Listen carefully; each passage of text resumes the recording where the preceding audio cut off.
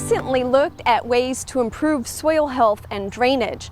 Additions of organic matter address many of the problems we face in soils, but sometimes we find a problem area, and this garden is a good example of that. When we take a look at the soil, the upper layers have been improved through years of organic matter additions and compost, mulch, and they're actually in fairly good shape, a nice loose loam. But when we dig farther in, we see we have these clay soils, and our clay is very compacted and it's also poorly drained, which means these soils tend to stay wet when other areas of the garden dry out. And this is a problem because roots need oxygen for the plants to grow, so a lot of plants can't tolerate that compacted wet soil. So what are we to do about this?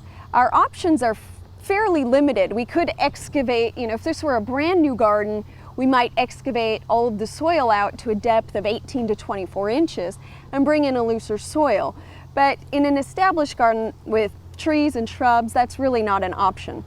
Plus, I always find it easier to work with what you have.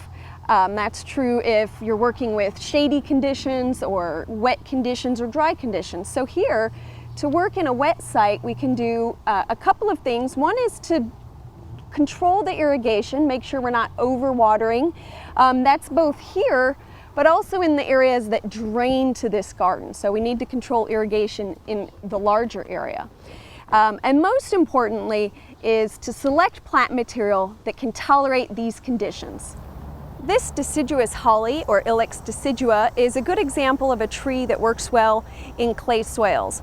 Other trees for these challenging sites include the red buckeye, cypresses such as the bald cypress or pond cypress, river birch, and also the black gum.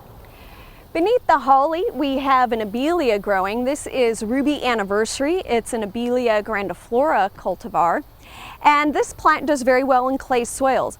Other shrubs that you might consider include chokeberry, buttonbush, summersweet, and wax myrtles. Many of our ornamental grasses don't tolerate clay soils or a lot of water, but we do have a few we can work with, including this switchgrass. Some other grasses that work well in the shade would be the inland sea oats or chasmanthium. And for sunny sites, we could work with feather reed grass or prairie dropseed. And then, of course, not quite grasses, but grass-like plants, including the sedges and rushes. You can find long lists of perennial plants that will tolerate clay soils, like this ironweed here. Some other great choices include bee balm, milkweed, yarrow, and New England aster.